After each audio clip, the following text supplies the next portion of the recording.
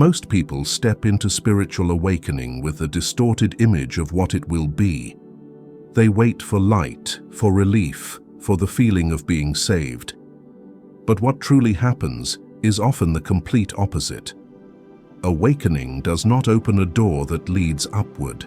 It pulls you down to where the beliefs that once held you up begin to crack. Down to where the roles you have lived inside suddenly start to feel false. Down to where the question, "Who am I?" no longer has its familiar answer. According to Jung, this is not an accident. It is the law. Consciousness can only be born when the old begins to collapse. And that exact moment is where most people stop. Not because they are not strong enough, but because the ego inside them cannot endure being dismantled. When meaning disappears, when the ego begins to panic, the most natural human reflex is to return to the familiar sleep, where everything may be fake, yet safe. This video is not about awakening as a beautiful experience. It is about why most people cannot walk that road to the end. And if you are in a phase where everything inside you feels out of sync, hollow, or inexplicably falling apart, watching to the end will not only help you understand what is happening, it will help you recognize what threshold you are standing before. Sometimes, understanding is the only reason you do not turn back. Number 1. Awakening begins with a crisis. Awakening does not begin with a glorious moment. It does not arrive as a beam of light poured into your life, and it is nothing like the stories told on social media about opening or enlightenment. Awakening in real human experience often begins with something very strange. Life is still moving in rhythm, yet you are no longer truly inside it. You still fulfill your responsibilities. You still maintain relationships. You still do the things that once made you proud. But inside, a quiet fracture appears. No one notices. Sometimes you do not even dare to name it yourself. You only know that something is no longer right the way it used to be.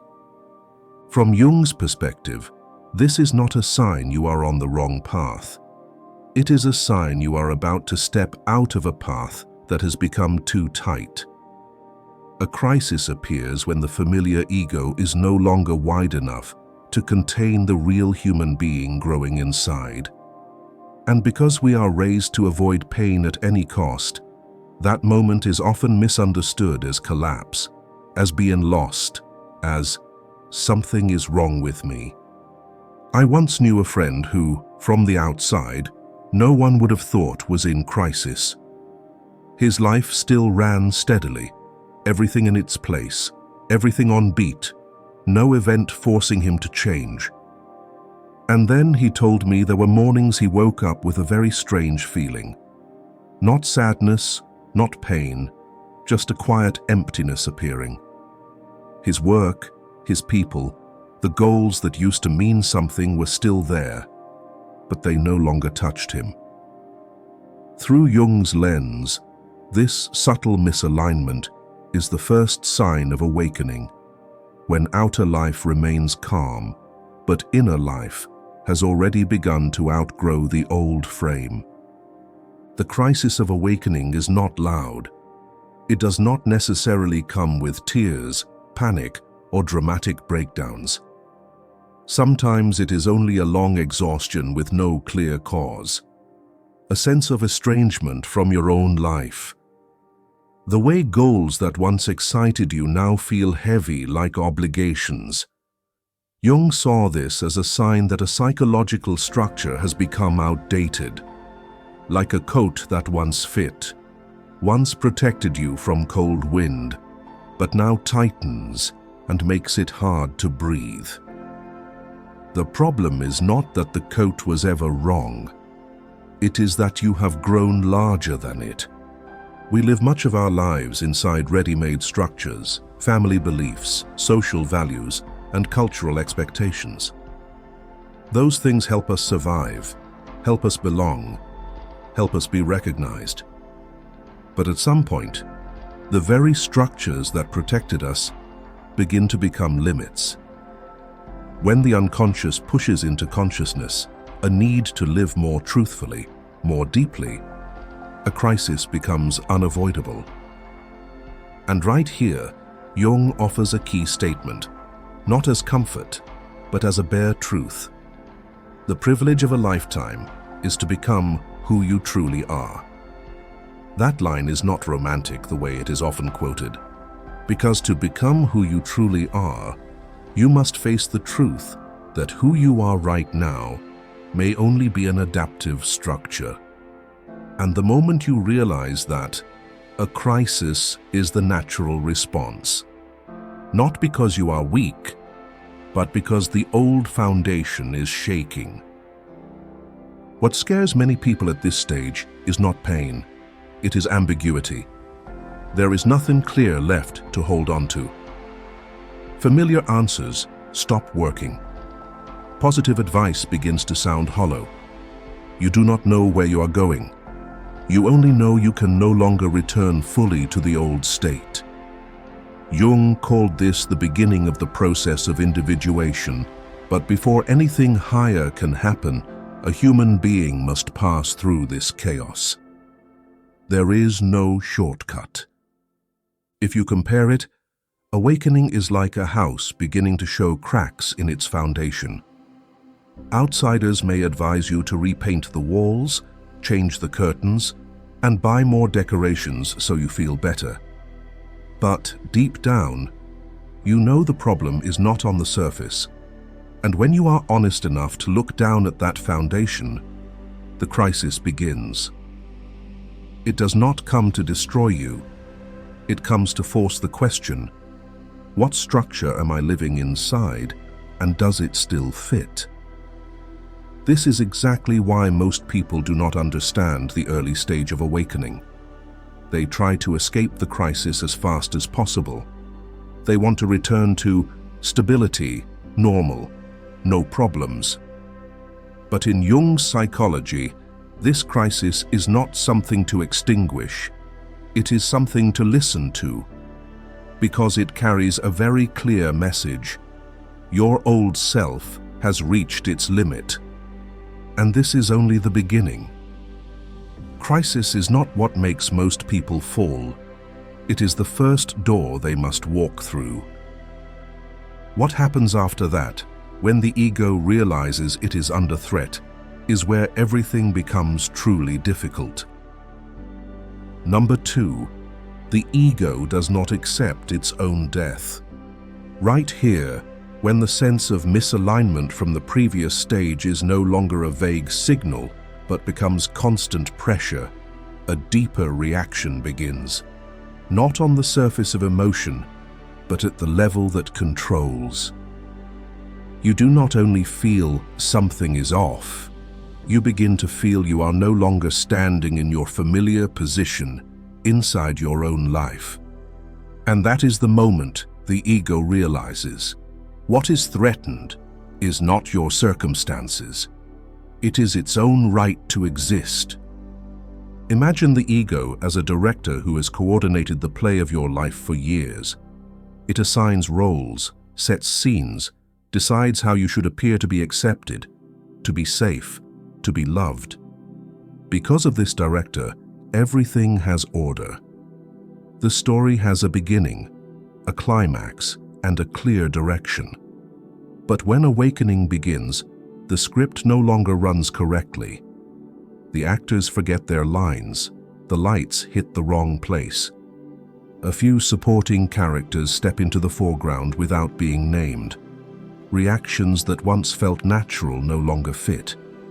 And what terrifies the ego most is not temporary chaos. It is the truth that it no longer holds total control of the story. From Jung's view, the ego helps you organize and understand the inner world, but it is not the whole of who you are. Jung once wrote, "One does not become enlightened by imagining figures of light, but by making the darkness conscious." When that sentence lives on a page, it sounds distant. But when the real experience arrives, when the parts you avoided begin to enter consciousness, the ego does not feel illuminated. It only feels its familiar place shaking, and so it resists a truth beyond its control. The ego's reaction at this stage is subtle. It rarely appears as a scream of, "I am afraid." Instead, it shows up as the need to understand clearly, to name correctly, to stabilize everything as quickly as possible. It urges you back toward familiar questions. What should I do next? Which direction is right? How can I feel like before? But beneath all those questions is a very primitive fear. The fear of no longer being the one steering the story. At this stage, many people experience the sense of standing on the edge of their own lives. They still act, still speak, still make decisions, yet the feeling of "I am the one living" becomes blurred. The ego begins to realize the roles that once helped it survive are no longer large enough to contain the new movements rising from within. And instead of allowing a different order to form, the ego tries to patch the old script. A literary example that mirrors this state with striking clarity is Ivan Ilyich in Tolstoy's novella, The Death of Ivan Ilyich. Ivan does not collapse immediately because of illness. What torments him most is that the entire value system he used to build his life suddenly becomes empty. Through most of the story, Ivan does not face death itself. He faces the truth that his proper life can no longer shield his deepest fear. In Jung's terms, Ivan is not only afraid of physical death, he is afraid of the death of the self-image he clung to his whole life. Awakening places a person in a similar position.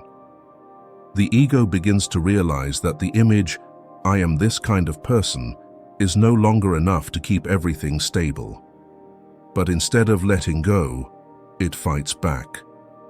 It chooses to hold a familiar identity, even if that identity has run out of life, simply because of the fear of stepping into a shapeless emptiness. And that clinging is what makes awakening painful, not change itself. Jung never called for the destruction of the ego.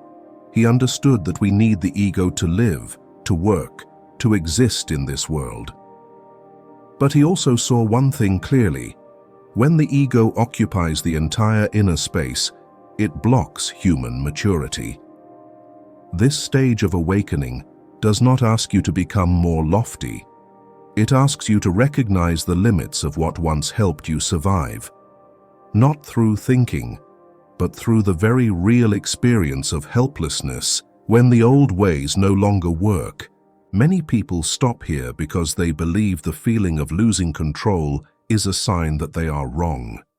They try to return to the old rhythm, the old roles, the old self, just to feel safe again. But through Jung's lens, this is not a malfunction to fix. It is a threshold to pass through. Not so the ego disappears, but so it steps back into its rightful place. If you are in this struggle, remember one thing. Feeling confused does not mean you are failing. It may simply mean you have gone deep enough that you can no longer keep living through old patterns. And if this story touches you, share in the comments a moment when you realized you are no longer the old you. Maybe when you say it out loud, you will realize you are not alone on this path. Number 3. Losing meaning makes people panic. After the ego can no longer hold absolute control, the psychological life enters a different region, quieter but far more dangerous. It is no longer fierce resistance.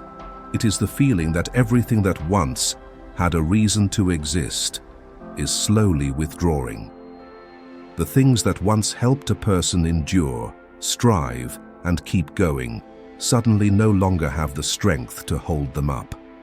Meaning does not vanish in a dramatic instant. It wears away. And when it is no longer there, the mind falls into panic in a very practical, very ordinary way.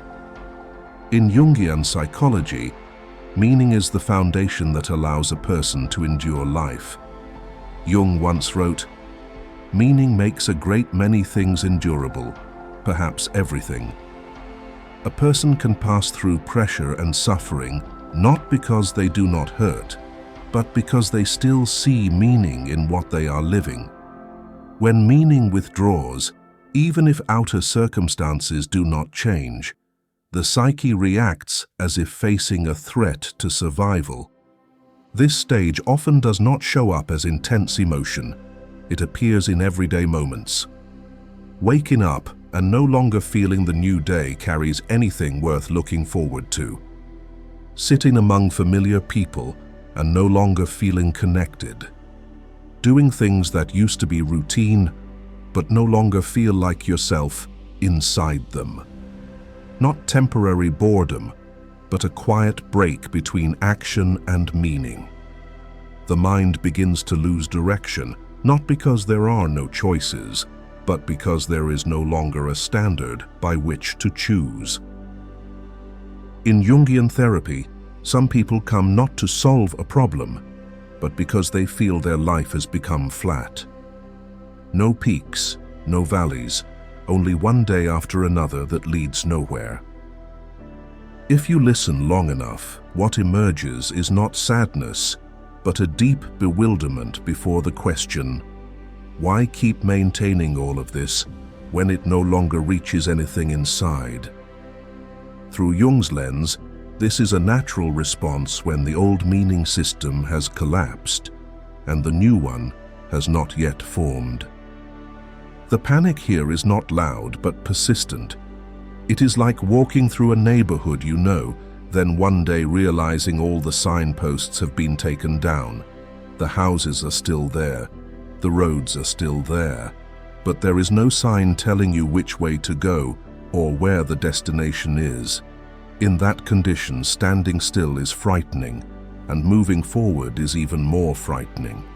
The mind tightens not because of a specific danger, but because it no longer has a frame of reference for orientation. What makes many people panic is the sense that everything becomes, it could be, it could not be. When meaning dissolves, the line between important and unimportant blurs, and a human being who needs distinctions to survive begins to lose balance. You no longer know what deserves priority, what deserves sacrifice, what deserves to be kept. Jung did not see this as a psychological error, but as an inevitable consequence when the ego can no longer maintain the old value system. The problem is that modern people are not taught how to stay in this state. Culture encourages quickly finding a new goal, a new reason, a new motivation. But in awakening, that haste often backfires. New meaning cannot be forced into birth out of fear of emptiness. When erected too early, it is usually only a copy of the old system, wearing a different shape, yet still failing to touch what lies deeper within. You can imagine this stage as standing at a crossroads where all familiar signposts have vanished. The roads still exist, but nothing guarantees which direction is right. What creates anxiety is not a lack of options, it is a lack of certainty. Losing meaning works the same way. It does not collapse life immediately, but it steals the steadiness that once let a person move forward without hesitation.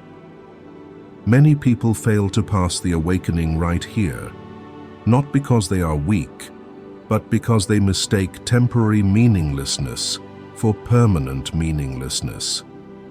They believe that if they do not quickly regain a reason to live, everything will fall apart, and so they return to old meanings, even knowing they are no longer real, just to escape the panic. But Jung would say, the ability to stay in this emptiness is what determines the depth of transformation. At this stage, what matters is not finding new meaning, but learning how to live while meaning is temporarily absent. Reduce activities done only to fill time. Keep life slow and steady. Care for basic needs like sleep, food, and daily routines. While accepting that inside, there is not yet a clear answer, stability on the surface keeps the mind from falling into chaos, while meaning has not returned. When this emptiness lasts, the ego will not stay still. It begins to find ways to pull a person back into familiar structures. This is the point where many people choose to turn back to escape the unease. But this is also the boundary where the psyche's strongest defense mechanisms appear, opening the next step of awakening, when the ego tries to return the person to the old sleep. Number 4. The ego pulls a person back into the old sleep. At the moment, the emptiness of lost meaning lasts long enough.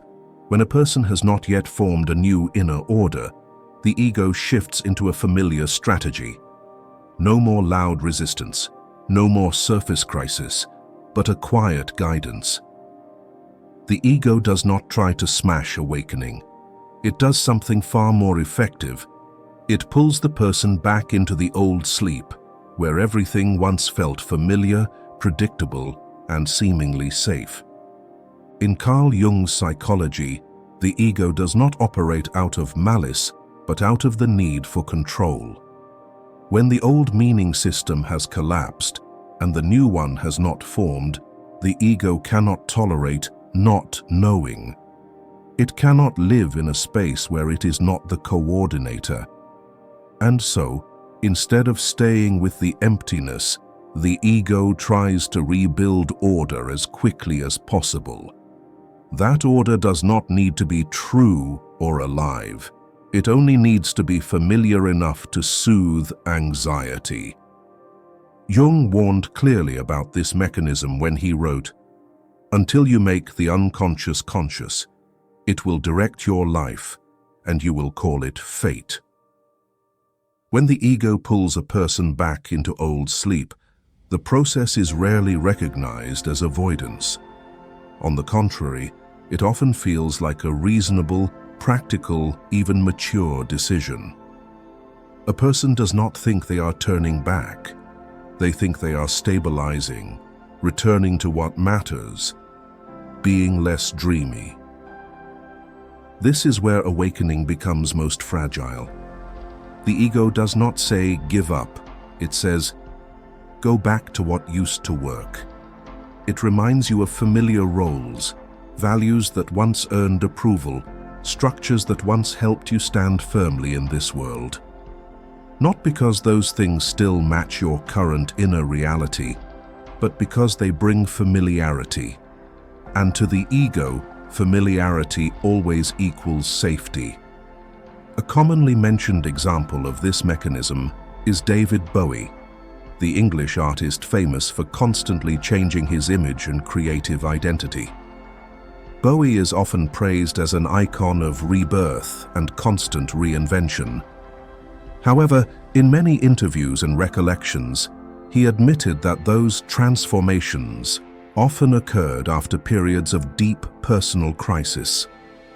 When an old identity could no longer function, a new persona formed, along with a new image and a new story. These roles were not only artistic choices, but they were also a way for him to keep existing and working in the outer world. From the outside, it looks like creativity, evolution, and the ability to renew oneself endlessly. But through Jung's lens, it can also be a form of returning to sleep. Not the same old sleep intact, but a more refined sleep.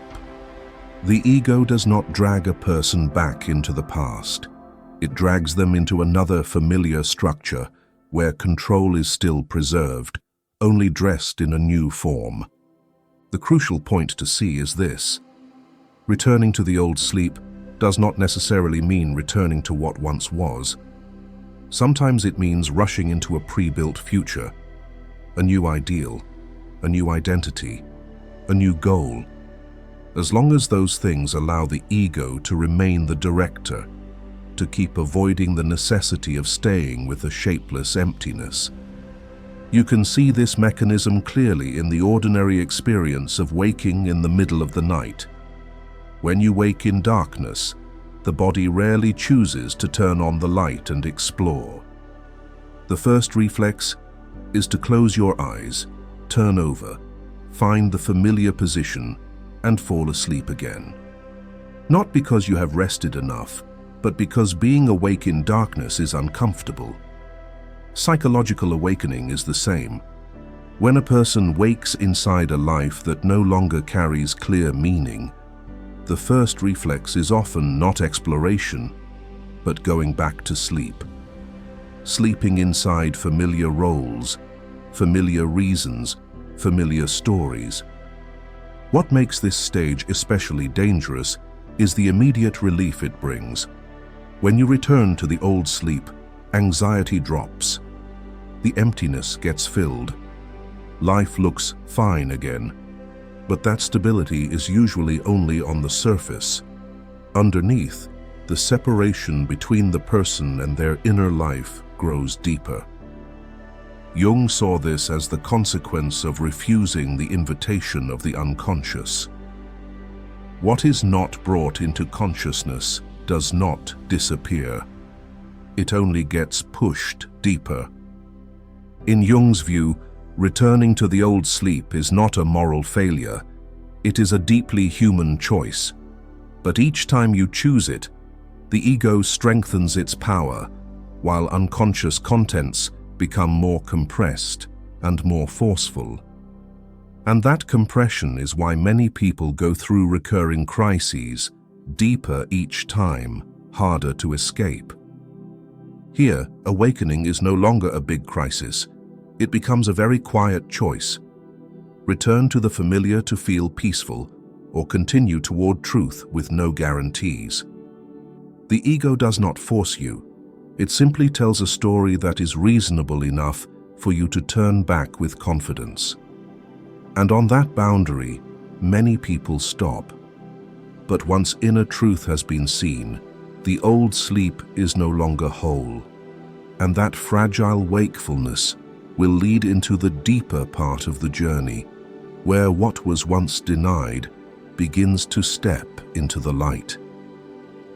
Thank you for giving your time and your presence to reach the halfway point of this journey. A like and a subscription can be taken as a quiet confirmation that you want to keep walking alongside this exploration of the deeper layers of the mind through Jung's lens. This is not a path for haste, but it is always open to those patient enough to stay and continue. Number 5. The shadow rises and the fear of facing yourself. If in the previous part, the ego could still pull a person back into old sleep with reasonable and familiar arguments, then here, that strategy begins to fail. When sleep is no longer deep enough, when old stories can no longer soothe, something else happens. The shadow begins to rise. Not loudly, not asking permission, and not caring whether you are ready or not. In Carl Jung's psychology, the shadow is not evil in a moral sense.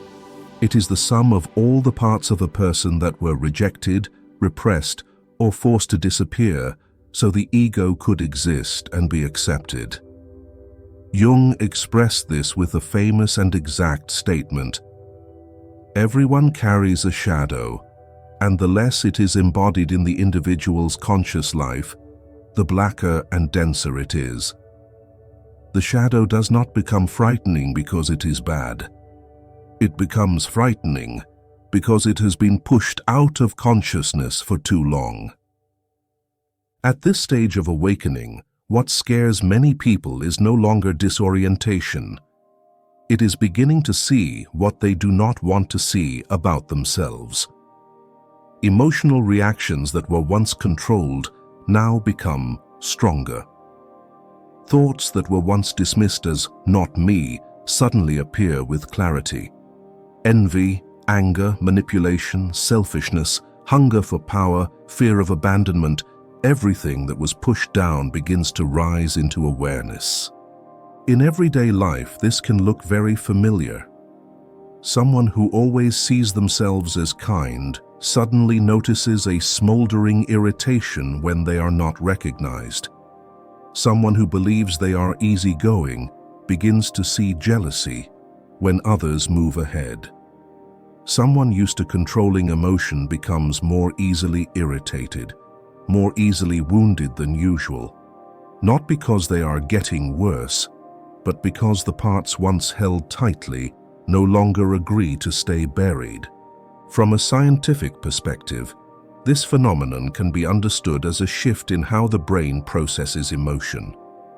When familiar defense mechanisms weaken, contents that have been inhibited for a long time begin to be processed consciously. This intensifies activity in regions linked to raw emotion, making inner experience feel stronger, rougher, and harder to control. But Jung would say, this is not a disorder. It is a necessary step in psychological maturity. The greatest fear at this stage is not in the emotions themselves, it is in the silent question underneath. If these parts are also me, then who am I? The shadow shatters the image the ego has worked so hard to build. It does not allow a person to keep believing they are only what is good, reasonable, and socially acceptable. And because of that, facing the shadow is often experienced as a threat to identity.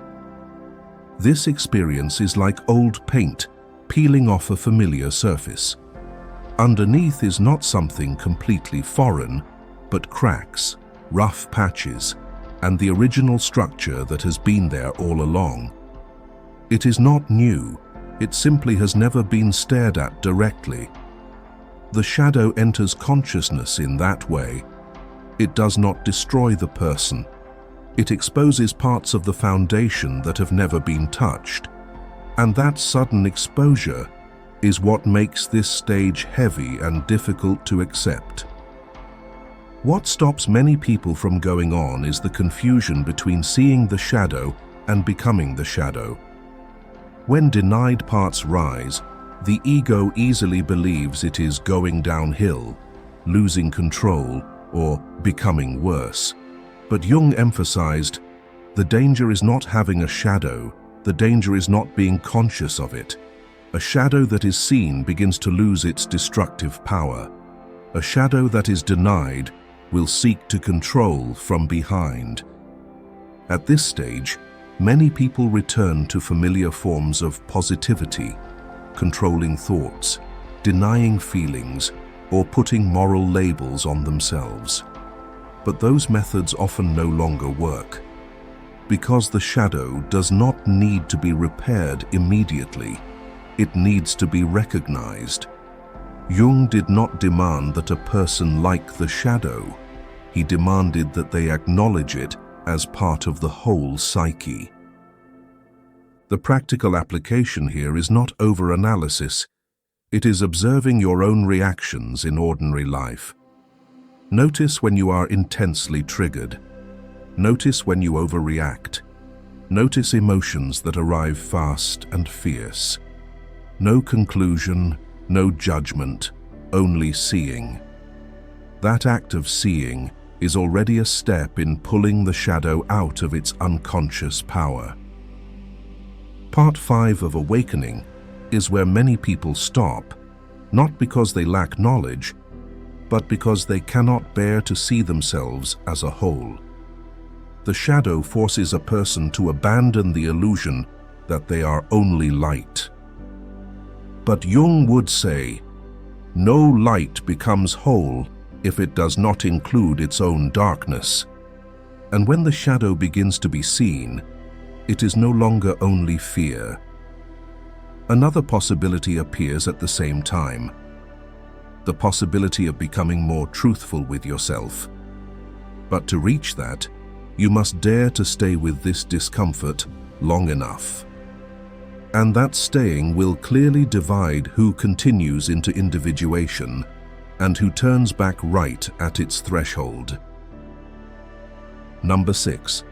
Only a few make it through because they dare to stay with the disintegration. By the time you reach this point, after the shadow has appeared and can no longer be denied, the journey of awakening does not move toward light the way many people imagine. It moves into a quieter region, a barer one. Here, there are no more clear shocks and no more concepts to cling to. There is only a very particular state. Old structures are dissolving, and nothing new has yet replaced them. And in this region, most people stop. In Carl Jung's psychology, this is not failure, it is the point of divergence. Jung called this process individuation, but he never described it as comfortable. He wrote a famous and exact line, "No tree, it is said, can grow to heaven unless its roots reach down to hell." That sentence is not poetic. It is blunt psychology. There is no real growth if a person refuses to pass through the stage of their own disintegration. What makes most people fail to survive awakening is not pain, it is the loss of form. At this stage, you are no longer the old version of yourself, but you also cannot yet name the new one. The labels you used to define yourself no longer stand. The roles that once told you who you are become hollow. And for most people, not knowing who they are for a period of time is almost unbearable. In the Bible, the story of Job reflects this state with precision. Job not only loses wealth or loved ones, he loses the meaning system that once let him believe the world operates fairly. What is striking is that he is not given an answer immediately. He stays in that disintegration, questioning, suffering, even raging, but he does not return to easy explanations. Through Jung's lens, this is not resignation. It is the capacity to remain with collapse without constructing a new illusion to soothe yourself. Only a few people can do that. Not because they are better, but because they accept a hard truth. There is no gentle upgrade for the ego. There is no path that keeps the old structure intact while stepping into new depths. There must be a real death at the psychological level. Jung did not call it annihilation. He called it reorganization around another center, what he named the self, far wider and far more truthful than the ego. At this stage, every urge to return to stability becomes intense. You want confirmation. You want to know you are going the right way. You want a clear story to tell about yourself. But the ones who pass through awakening are those who do not use certainty as pain relief. They accept living in what is unclear, unnamed, and unsecured. Not because they enjoy ambiguity, but because they know any structure built too early is only the ego returning in a more sophisticated form. You can imagine this state like a river having to pass through a major landslide. The old channel is broken, the water spreads out, slows, even swirls backward. From the outside, it looks like chaos and disorientation. But without that landslide, the river would never find a new path that is deeper and wider.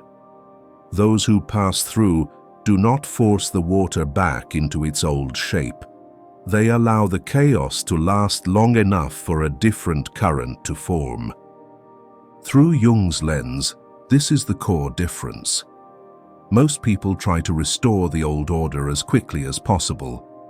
A few accept letting that order dissolve completely, not because they love pain, but because they understand. Only when the old collapses deeply enough can the new emerge without distortion. At this stage, what you need to do is not to understand more, and it is not to fix yourself to be right. What you need to do is keep life stable enough that you do not collapse, slow enough that you do not run away, and honest enough that you do not deceive yourself. Watch what is dissolving without rushing to patch it. Allow empty spaces to exist without filling them with new reasons or new roles. That staying, even though it does not feel pleasant, is the only thing that allows a deeper order to gradually form. And that is also the answer to why most people do not make it through their spiritual awakening. Not because they lack light, but because very few have the courage to stay when familiar structures are dissolving. In Carl Jung's view, awakening is not rising higher, it is going deeper, where the ego can no longer keep absolute control. Awakening, then, does not promise quick happiness or a better version by the world's measurements. It quietly takes a person past a point of no return, where the old identity loses its supporting strength and a different inner order begins to form. Not dazzling, not loud, but more truthful, because it is lived from within. This journey closes not with a complete answer, but with a quiet shift. No longer running from darkness, no longer trying to become someone else, but beginning to be more fully present with yourself. I hope what you have just moved through here is enough for you to feel you are not alone. And if this content can become a quiet support for someone standing at a similar threshold, sharing it may be the most subtle way for that reflection to continue spreading.